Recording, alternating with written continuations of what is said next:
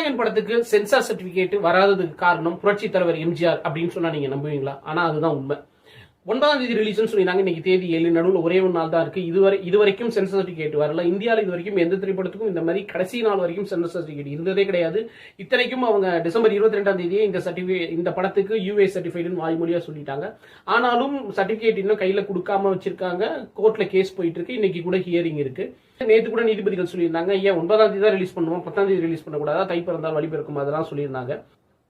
1965 புரட்சி தலைவர் எம்ஜிஆர் அவர்கள் நடிச்சு எங்க வீட்டு பிள்ளை அப்படின்னு ஒரு படம் வருது. அது வந்து பிளாக் பஸ்டர் ஹிட். அதுல நானா நீட்டால் பாட்டெல்லாம் கூட இன்னைக்கு வரைக்கும் அதெல்லாம் எல்லாருமே யூஸ் பண்ணிட்டாங்க. அதோட தலைப்புல இருந்து எல்லாமே யூஸ் பண்ணிட்டாங்க. அந்த திரைப்படத்துக்கும் இந்த திரைப்படத்துக்கும் என்ன சம்பந்தம் அப்படின்னு இந்த ஜனநாயகன் படத்துல எங்க வீட்டு பிள்ளையில இருந்து அந்த நானா காட்சிகள் மற்றும் பாடல்கள் இடம்பெற்றிருக்கு. அதுக்கு அந்த படத்தோட ப்ரொடக்ஷன் கம்பெனியான விஜயவாகினி ஸ்டுடியோஸ்ட போயிட்டு என்ஓசி வாங்கிட்டு வந்தால் மட்டும்தான் அதுக்கு காப்பிரைட்டு இதெல்லாம் அந்த பிரச்சனைகளுக்கு உள்ளார நம்ம போவேனா.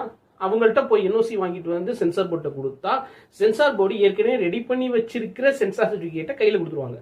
சென்சார் பண்ணி எல்லா சர்டிபிகேட்லாம் ரெடியா இருக்கு. கையில மட்டும் தான் கொடுக்கல. கையில கொடுத்தா மட்டும்தான் படம் ரிலீஸ் பண்ண முடியும். அது அவங்க கொடுக்காம வச்சுக்கிறதுக்கான ஒரே காரணம் இந்த என்ஓசி வாங்காம இருக்கிறது மட்டும்தான். எங்க இது வந்து முன்னாடியே வெளியே தெரிஞ்சிருச்சுன்னா அதனால அதிமுக இருந்து அதனால பிரச்சனைகள் வருமோ, எதிர்ப்பு வருமோ, எதனால நீங்க எம்ஜிஆரை வச்சு படம் எடுக்கிறீங்கன்ற எதிர்ப்பு வருமோ அப்படிங்கறதெல்லாம் யோசிச்சுதான் இதை வந்து அவங்க மிகவும் ரொம்ப ரொம்ப ரகசியமா வச்சிருக்காங்க. இது யாருக்குமே தெரியாது. கோர்ட்ல கூட அவங்க சொன்னதை கூட ரகசியமா தான் வச்சிருக்காங்க. பட் அது தெரியக்கூடாதுங்கிறதுக்காகவும் கோர்ட்ல போய் இந்த மாதிரியான ஒரு ஸ்டென்ட்லாம் பண்ணிட்டு இருக்காங்க. ஸோ இருக்கிறது 2 நாள், 7ஆம் தேதி 8ஆம் தேதி 2 நாள்.